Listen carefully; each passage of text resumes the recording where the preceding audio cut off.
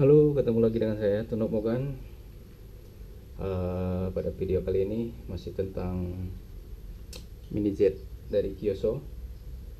Kali ini saya akan coba upgrade gear rasionya untuk mobil pertama saya ini, Mitsubishi Lancer Evo. Jadi dari bawaannya mobil ini dia udah bagi beberapa spare gearnya dengan rasio yang berbeda-beda. Jadi saya mau coba gimana perbedaannya, dan berdasarkan dari bukunya, dari datasheetnya, ini ada beberapa pasangan, dan ternyata defaultnya ini dia pakai rasio yang paling besar. Jadi kalau kita tukar-tukar gear rasionya, bisa dilihat di sini, dia akan menghasilkan rasio yang berbeda.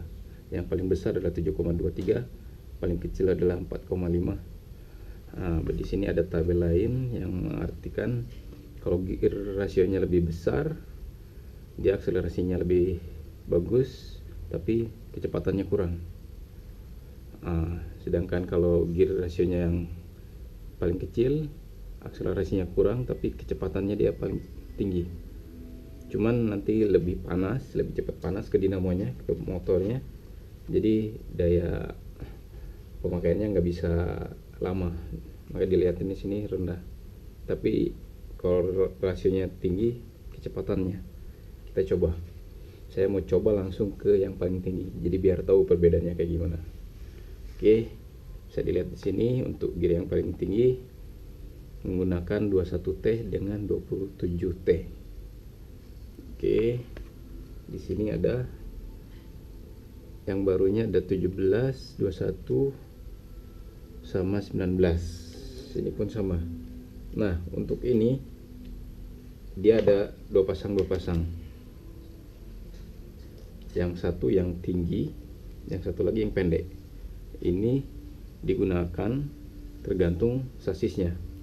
Jadi ternyata sasis ini tuh bisa dipanjangin dan dipendekin. Kalau misalnya ini kondisi defaultnya pakai yang panjang, makanya di sini yang pendek ada 3, yang panjang ada 2. Nah, kalau mau dipendekin, berarti nanti kita tukar gearnya juga ini. Kita sekalian tukar, sekalian bongkar gimana rasanya. Lebih pendek dengan gear rasio yang lebih tinggi. Katanya kecepatannya lebih oke. Oke, kita langsung aja. Lihat 21T, 27T. Oh iya, satu lagi. Ini adalah dudukan untuk dinamonya. Di sini ada beberapa, ada 3 pasang, 2 pasang lagi, 1 pasang default. Jadi kalau mau pakai ini, dia harus pakai yang nomor 2, B2 dengan A2. Oke, jadi jangan lupa ganti dudukan dinamo, ganti gear. Jangan sampai salah. Oke, 45 pakai dudukan gini yang nomor 2, B2 dengan A2. A2, B2. Oke, A1, B1 di dalam. Kita ganti yang ini, kita simpan. Terus yang dipasang di sini ada 21T. 21T, 21T-nya yang mana? Rumit juga. Oh, dan ininya kita pakai yang pendek. Berarti ini yang panjang kita simpan. Yang pendek 21 dengan 27. Berarti ini ada 27, 29, 31, 27 ambil. Ini simpan. Ini di sini berarti yang 21. Oke. Gampang juga ternyata. Sip. Ganti gear, udah dapat pasangannya. 27T dengan 21T. Oh, ada di sini. Hati-hati nanti ya, ketika kalian cabut, di sini udah nggak ada remote-nya lagi. Yang ada remote-nya cuma di sini. Jadi jangan sampai tertukar.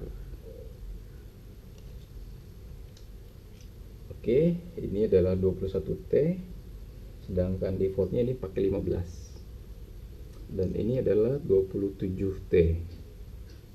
Ada tulisan 27 dan defaultnya ini 31. 31 turun ke 27, 15 naik ke 21.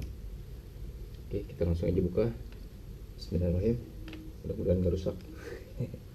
Ini pertama kali saya bongkar-bongkar mainan saya nih. Kalau lihat explode diagramnya cuma buka 4 baut yang ini, karena kita nggak buka suspension sama gear yang di dalam box ini.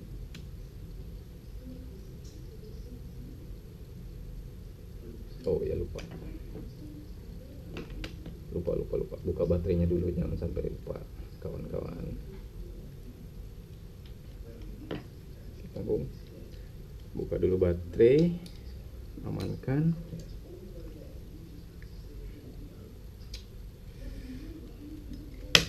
Oh.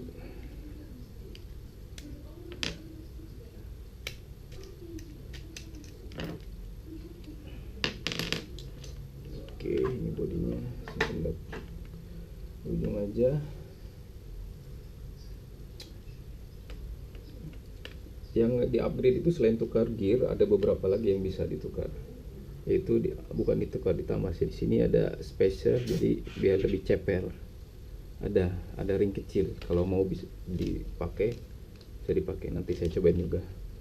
Sekarang saya mau cobain tukar gear sama bikin lebih pendek. Pengen tahu gimana rasanya.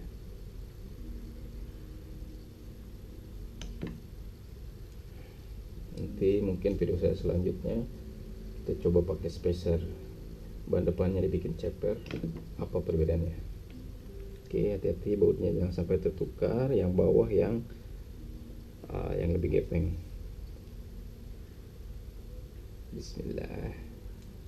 Ternyata gampang, tinggal bongkar 4 baut dan bisa lepas. Jadi ini adalah gear yang belakang.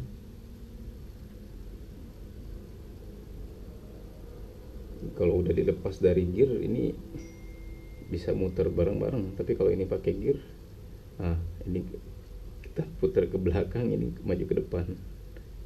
Saya belum ngerti ini gimana cara kerjanya gear yang di dalam ini. Oke, berarti gampang aja, tinggal cabut ini.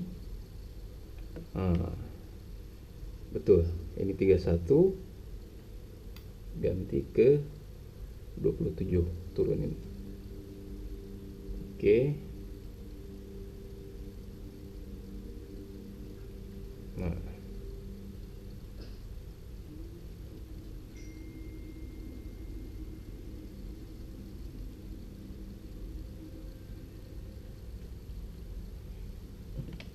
kayaknya sudah yang dilubangin ini.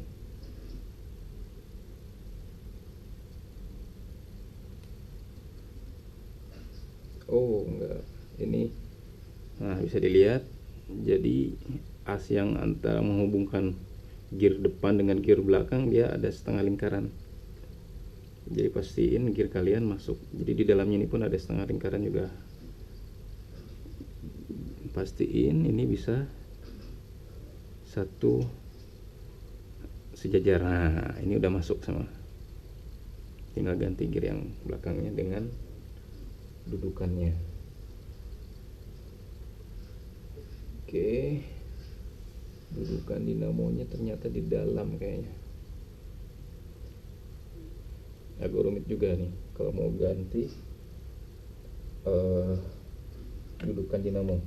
Oke lah, karena kalau mau 4,5 harus ganti dudukan dinamo nomor 2. Biar kita nggak usah bongkar yang dudukan dinamonya, kita pakai yang ini dulu, 4,97. Karena yang ganti ini bagian dalam saya belum tahu gimana cara bongkarnya. Di dalam banget ini si dudukan ininya nih. Harus baca-baca dulu, saya belum siap-siap buat bongkar yang sana. Jadi mending cancel aja dulu kayaknya, daripada terjadi apa-apa.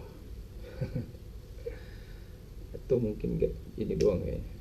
Coba dulu. Nah, ini untuk tutup dinamo. Oh, gampang kayaknya nih. Gampang ternyata. tinggal buka tutup dinamonya, ini udah keluar dinamo dengan dudukannya. Tapi hati-hati, ini di dalamnya ada kabel, jangan sampai kalian cabut seenaknya nanti kabelnya putus, ya kan. Nah, ini bisa dilihat ada kabel, jadi hati-hati. Langsung aja kita cabut ininya.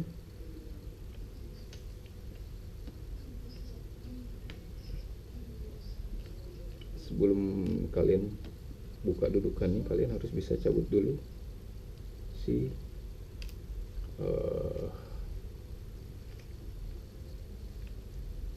gear yang nempel di dinamonya. Tinggal angkat aja nih, tinggal cokil ke atas. Oke, biar nggak tertukar, simpan. Ini bisa dicabut. Oh, ada minyak-minyaknya nih. Ganti dengan yang nomor 2, A2. Oke.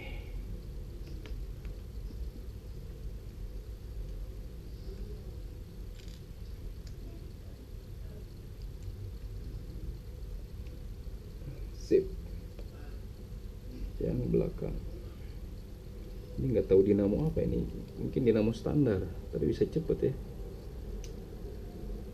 Sama kayak Tamiya, kalau misalnya kita upgrade dinamonya bisa lebih kenceng lagi kayaknya, mulai lilit-lilit segala macam. Ini bentuk dinamonya persis banget dengan Tamiya, jadi kalau teman-teman dulu suka Tamiya persis sama. Kalau di Tamiya dulu ini dinamo standar banget. Dulu kan ada limen, ada cukin. Oke, ini yang B2.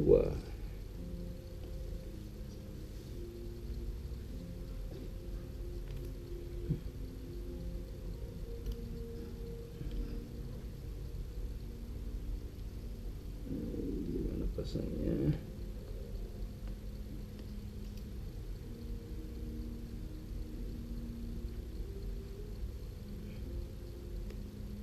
Oke, udah. Saya coba masukin dulu.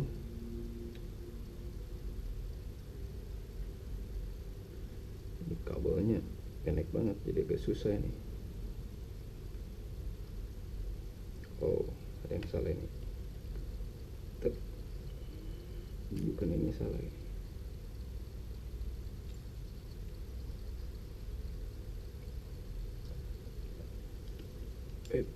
Kita coba dulu yang belakangnya nyambung, masuk. Yang belakang udah bisa masuk, yang depan ini.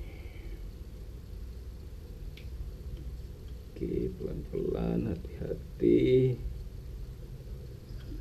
Gini kayaknya.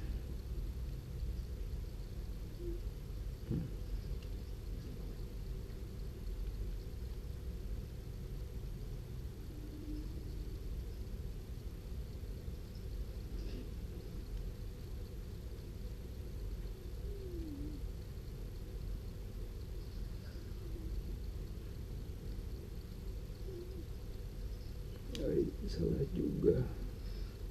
Gimana mau?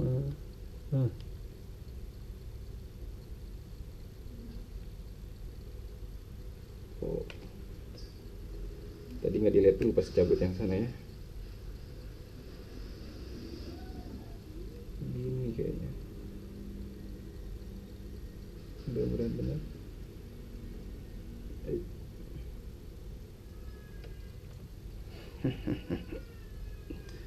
Agak susah juga. Oh, ini kayaknya.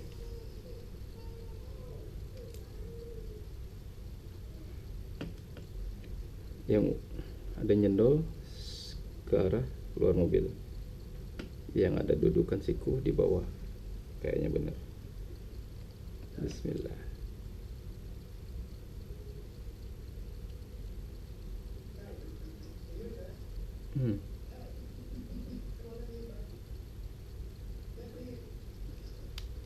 Nah, oke, betul. Dudukannya udah diganti, tinggal gearnya dipasang. Ini tinggal tancepin aja, gampang.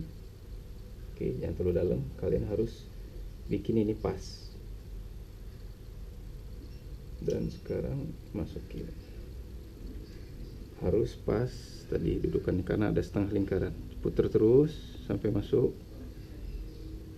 Harus bisa masuk ini. Nah, oke, masuk. Bikin ini sejajar, ini lebih tinggi, kita tekan lagi. Oke, kayaknya udah pas. Dikit lagi. Udah cun. Kita pasang lagi untuk tutup motornya. Cun. Nah, kita pasang lagi roda belakangnya. Jangan sampai kebalik. Ini kebalik.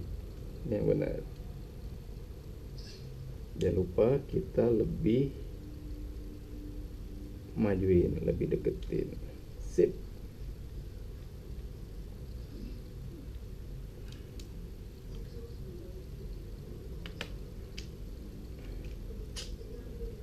Harus sabar ya, malu amatiran.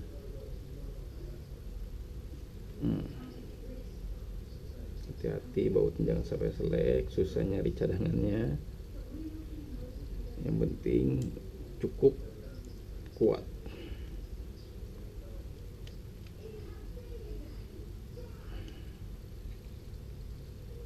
Oke, baru dipasang kali ini.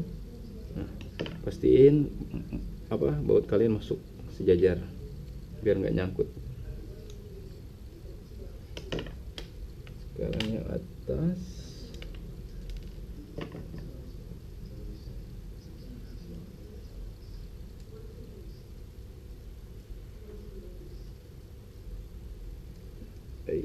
Kecil ini dalam jadinya.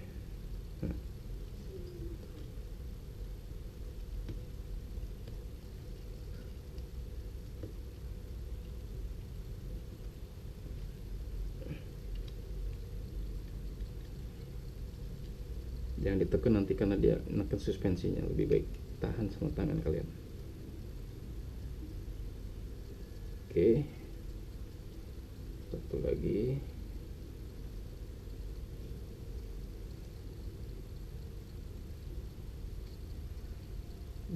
Kecil banget.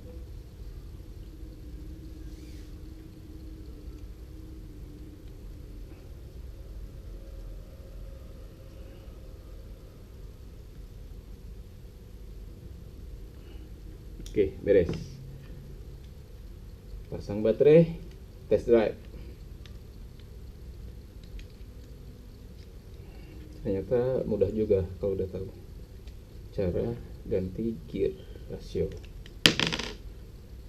Nanti saya coba pasangin spacer yang depan. Itu susah, harus bongkar-bongkar, harus belajar dulu. Oke, baterai udah coba. Sekarang tinggal bodinya. Hati-hati ketika masang bodi, harus pas. Oh my god.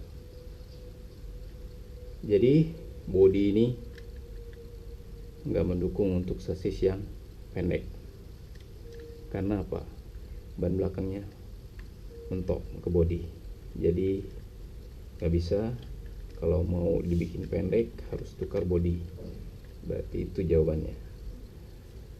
Oke, kita tes dulu. Ini masih tetap bisa jalan tanpa bodi. Yang penting kita rasain gimana rasionya. Oke, kita tes. Nyala. Oke. Ini kita dengar dulu bunyinya. Suaranya mirip-mirip aja, tapi nggak tahu nih. Oke, mau lihat. Nyalain dulu lampunya. Tes, kayak gimana?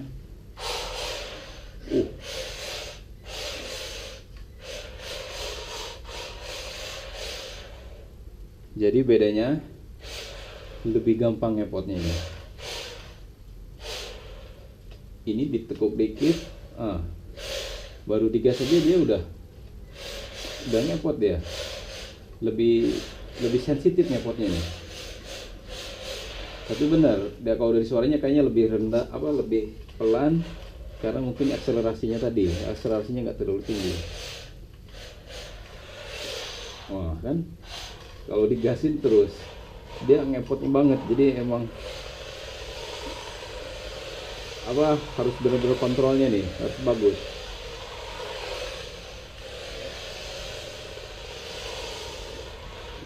Tapi kayaknya lebih oke juga ini ketika cepatnya, memang kecepatannya lebih tinggi. Meskipun saya nggak pernah pakai kecepatan maksimum ketika ngedrift, tapi ini ada bedanya jadinya. Oke lah, nggak apa-apa, saya coba explore dulu dengan durasi yang paling tinggi ini, gimana rasanya. Saya coba panjangin lagi biar bodinya bisa dipasang, terus mau coba latihan, ingin ngerasain apa bedanya, gimana kelebihannya pakai gear shift paling tinggi. Dan kita buktiin bahwa ininya panas nggak, katanya dipakai sebentar aja dinamonya cepat panas. Oke, terima kasih sudah nonton, selamat mencoba, selamat berkreasi, sampai ketemu lagi di video selanjutnya. Salam ngedrift.